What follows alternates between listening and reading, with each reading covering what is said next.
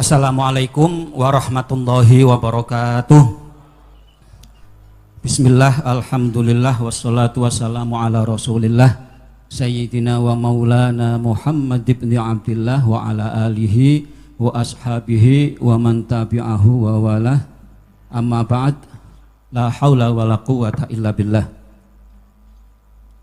Ya. Sugeng rawuh Mbah Mustafa Bisri. Anu dulu ya, bentar ya.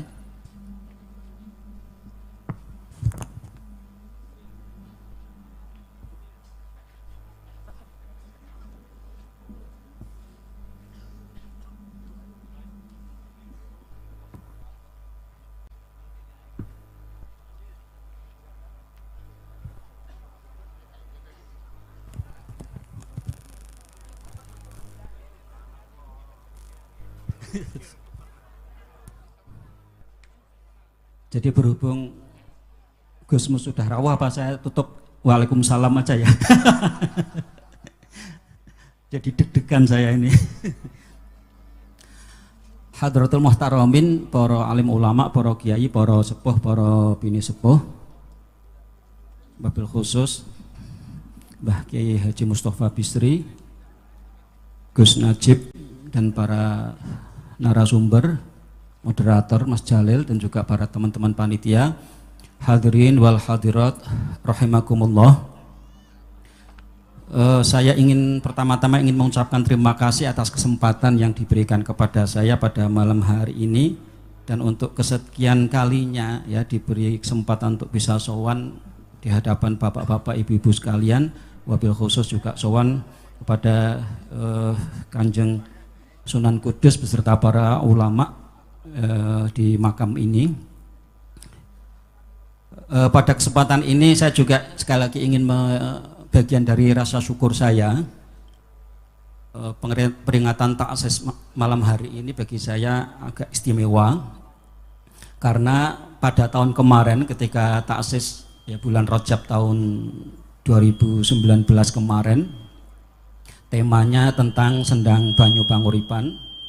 Saya waktu itu sekilas menemukan jawaban sebenarnya dalam situasi seperti itu terhadap pertanyaan saya sendiri sebetulnya. Saya tidak tahu apakah bapak-bapak dan ibu-ibu sekalian punya pertanyaan yang sama atau tidak, tapi saya pribadi itu punya pertanyaan, kenapa Sunan Kudus itu Raden Ja'far Shadiq dulu menamai kota ini yang didirikan masjidnya dengan Kudus. Ya, ini salah satu-satunya nama Wali Songo yang menamai wilayahnya, kotanya dengan bahasa Arab. Nah, begitu tahun kemarin kemudian disampaikan bahwa ini tema Sendang Panguripan, Banyu Panguripan, lalu bahwa dulu di bawah menara itu ada sendangnya, Sendang Banyu Panguripan, saya langsung menemukan kesimpulan ya, bahwa memang Kudus ini ya, didirikan menara Kudus, kota Kudus, dinamai masjidnya jadi Masjidil Aqsa. Ini memang terkait dengan semacam materialisasi dari pemberian makna ajaran Sunan Kudus yang terkait dengan Isra Mi'raj. Ya. Hasil terpenting, syariat terpenting ya, yang lahir di dalam peristiwa Isra Mi'raj itu adalah syariat sholat.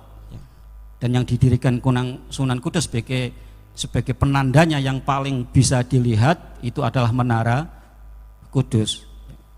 Jadi saya berani mengatakan bulan Rajab ini adalah bulannya menara Kudus ya, Rajabiyah. Serangkaian makna Isra Mi'raj dalam bulan Rajab dan juga makna hakikat sholat itu ada di dalam menurut saya bangunan menara ini ya. Nah, tahun kemarin ketika saya menemukan ini terkait dengan kenapa kemudian bulannya juga bulan Rajab, namanya Masjidil Aqsa ya, ini tempat ketika Kanjeng Nabi mengimami sholat para nabi-nabi, dan kemudian dari Masjidil Aqsa beliau itu Mi'raj.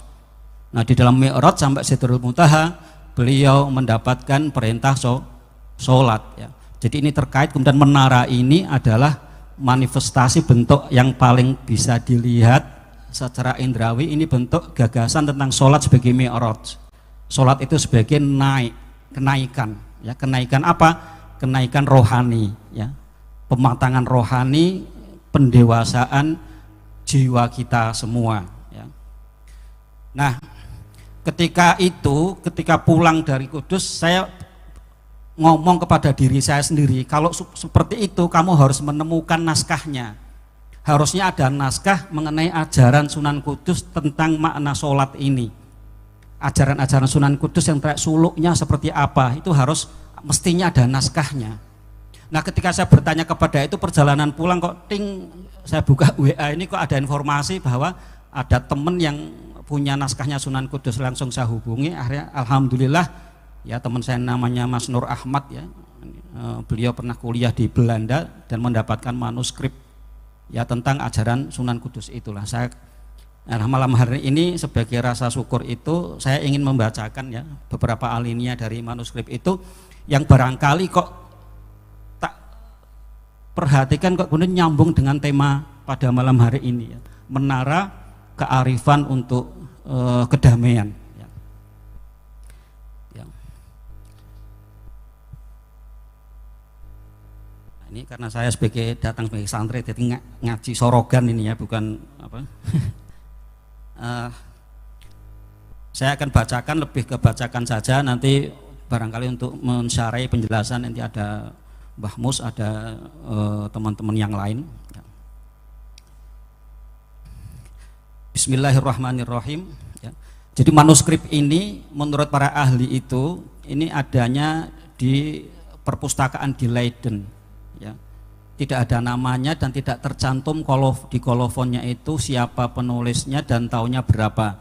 Tapi menurut para ahli ini ditulis sekitar tahun 1600-an. Ya, tahun 1600-an. Ya. Nah, kalau Sunan Kudus ini hari ini diperingati ke 489, ini tahunnya 1549. Jadi kira-kira 50 tahun setelah masjid ini didirikan gitu loh. Dan di sini bisa kita lihat ini sepertinya yang menulis adalah santrinya Sunan Kudus, ya, santrinya Sunan Kudus, ya. Setelah beliau wafat mungkin, ya. Ini diperkirakan menurut para ahli 1600-an. Jadi awal abad ke-17, ya. Bismillahirrahmanirrahim wa bihi nasta'in. Punika reke dipun ya, sami angestoaken miwah anglampahi ingkang ngendika susuhunan ing Kudus amartaaken pestining kaweruh tegesing tekad lan kang tinikodaken yen ana atakon apa tekad ira maka sahurana pitakone tekad ingsun idep weruh angandel pangandelingsun saking sih nugrahaning Allah Ta'ala kang andadekaken asung weruh tuwinta dening kawibuhan sifat hayyun urip lan saking sih nugrahaning Allah ya. Nah, jadi para bapak dan para ibu sekalian ya, ini menunjuk ajaran dari Sunan Kudus tentang i'tiqad, tentang keyakinan ya. Di sini kita bisa menangkap sebetulnya keyakinan itu sesuatu yang harus diungkapkan dengan kerendah hatian, ya. Bukan suatu klaim, ya, bukan suatu pengakuan, tapi justru meniadakan aku, ya. Jadi di sini disebut tekad iro yang harus diyakini itu adalah idep weruh, ya. Saya tadi tanya Pak Najib, idep itu bahasa Kudus itu ikut. Jadi kita hanya merasa ikut mengetahui, ikut weruh, ya. Ikut weruh dan kemudian kita meyakini. Nah, keyakinan kita itu muncul karena anugerahnya Gusti Allah. Jadi kita hanya ikut weruh, diparingi bisa mengetahui sedikit, dan kemudian dari pengetahuan kita yang sedikit itu lalu kita juga diparingi, diberi anugerah dengan keyakinan ngandel, ya, diberi tahu sedikit dan kemudian diparingi ngandel. Jadi itu keyakinan ya. Ini mungkin berbeda dengan hari ini banyak ya. Banyak dari kita mungkin kadang lupa ya, mendahulukan kita merasa paling beriman. Jadi iman itu kemudian jadi kayak pengakuan, lalu pengakuan karena iman itu menjadi dari kepintaran kita sendiri, dari kepintaran ke sendiri lalu kita meyakini bahwa kita paling benar, orang yang salah. Nah, kalau di sini sebenarnya keimanan itu lebih dekat ya sebetulnya arah jalan untuk menuju kearifan itu sendiri ya. Jadi iman itu kemudian hakikatnya adalah anugerahnya Allah Ta'ala ya, bukan klaim kita berusaha, tapi itu keimanan itu datangnya dari Allah ya, yang menjadikan ya kita bisa mengetahui dening kawibuhan sifat hayun, karena juga kita bisa mengetahui karena kita juga diberi hidup ya, dipinjami sifat hidup hayun urip lan saking weh nugrahaning Allah, kita mendapat anugerah. Jadi kita bisa ikut berroh karena kita juga dapat anugerah hidup ya, pengetahuan itu melekat dalam anugerah hidup itu sendiri ya. Wonten reke pitakonan kang ini malah ada yang lebih tegas lagi ya. Reke pitakonan sak perkara, apa tekad ira? Kalau ada pertanyaan yang lain, apa tekad Anda? Apa keyakinanmu? Maka saurono ya, nekotakin ingsun idep kanugrahan, anapun tegesing idep kanugrahan kang sinung weruh anampani kanugrahan, dadi tantumingal ing liyan malih dening ameng wong paesan kanugrahan ya, minangka tilas cihnaning nugroho ya. Jadi di sini juga kalau ada pertanyaan lain, apa keyakinanmu? Keyakinan saya itu hanya kita menerima ya, menerima anugerah ya, ikut menikmati anugerah ya, ikut menikmati anugerah, lalu kita hanya bisa mengetahui karena menerima anugerah itu. Jadi kemudian apa yang kita lihat semuanya itu hanya itu anugerah, lalu kita dengan cara melihat seperti itu kita enggak melihat ya, liyan malih, kita enggak melihat yang selain Allah ya. Dening semua manusia, semua yang ada di dunia itu hanya hiasan yang merupakan tilas ya, hanya jejak ya dari cihnaning nugroho ya, dari semua anugerah Tuhan. Jadi kita melihat bahwa semua yang ada hakikatnya adalah Tuhan, dan apa yang kita lihat, apa yang kita ketahui, apa yang bisa kita yakini itu semua adalah anugerah Allah. Bahkan semua yang kita lihat semua adalah hanya tilas ya, jejak dari anugerah Allah ya. Nah, itu tentang kearifan, arah menuju kearifan ya. Nah, yang kedua, ini waktunya sangat singkat.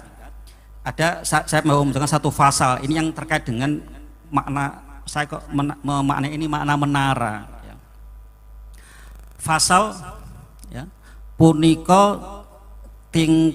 tingkaing bayanaken ujaring suluk ya, ini ajaran Sunan Kudus menjelaskan tentang suluk. Pasal utamaning sembah ya, utamane sembah ya, malih ya, tinemuning nolo reka tan oninging raga lenyep langut tan ono kasunyatane lah ini anu ya. Jadi yang dinamakan sembah ya, itu adalah ya suluk ya. Jadi yang dinamakan suluk ya, di dalam proses suluk, sholat sebagai suluk itu, sembah yang utama itu adalah upaya kita untuk menemukan nolo. Saya membuka kamusnya siapa, Ronggo Warsito ya, dalam bahasa Jawa kuno, nolo itu kok artinya latu, manah dan teleng ya. Jadi latu itu di situ maknanya api ya, saya kok jadi mengkaitkan nolo itu kayak jadi menara, ini upaya untuk ya, minaroh ini kayaknya ada pengatakan juga tempat api yang dimaknai cahaya bermakna petunjuk. Jadi cahaya yang ada di dalam telenging manah ya, cahaya yang ada di dalam inti dari hati kita. Itu yang harus yang mesti suluk ya, sholat sebagai suluk itu proses seperti itu yang menemukan nolo ya. Nah di sini dalam proses itu reko tan oningeng rogo ya, jadi kita berupaya di situ untuk menghilangkan raga. Artinya apa? Tidak memperhatikan, tidak terjebak di dalam raga kita ya.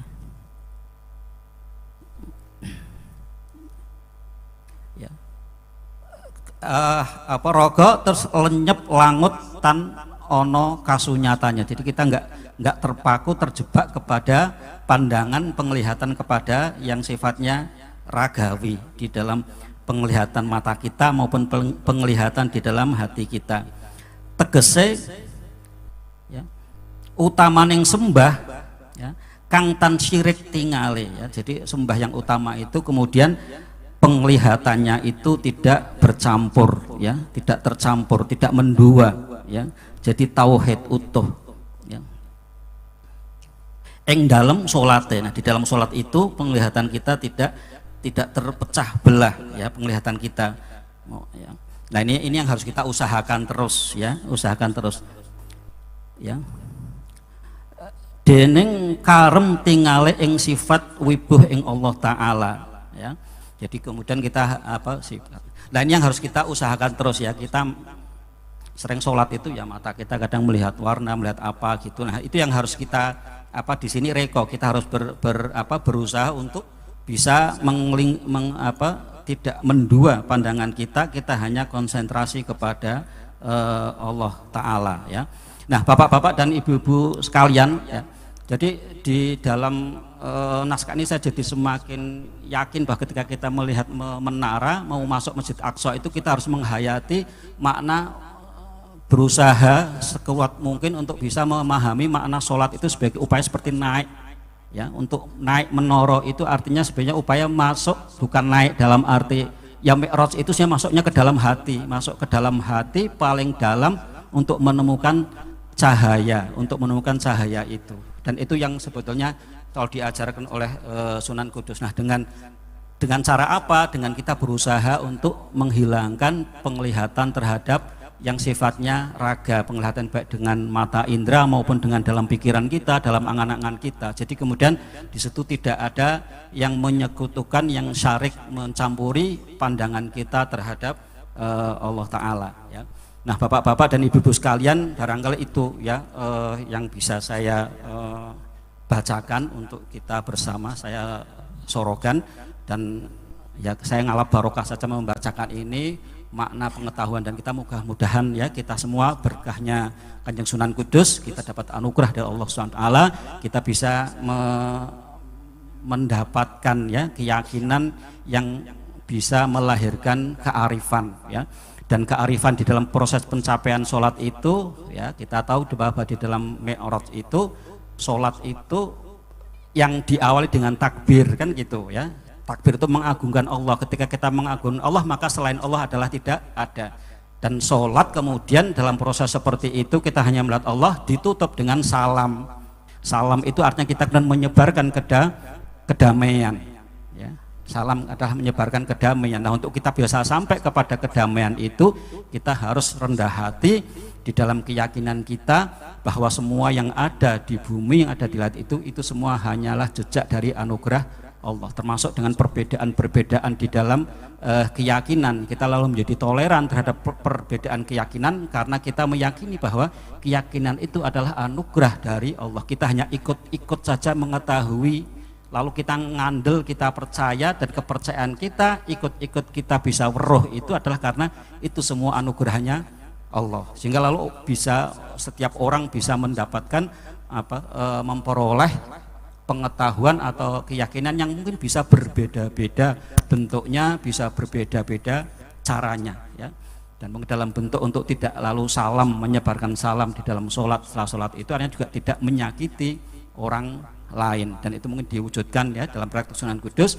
Lalu Sunan Kudus tidak menyembelih sapi karena itu dianggap untuk bisa menyakiti keyakinan dari saudara-saudara kita yang Hindu, sehingga lalu di Kudus ini menjadi sesuatu yang kayak hukum tidak tertulis, kita menjadi tabu, kita nggak boleh menyembelih sapi. Dan pengaruh ini meluas ya, di tempat saya di Pekalongan juga sama, pengaruh Sunan Kudus itu tidak ada sapi ya. Jadi saya yang kenal sate kebo, soto kebo itu juga dari proses seperti ini.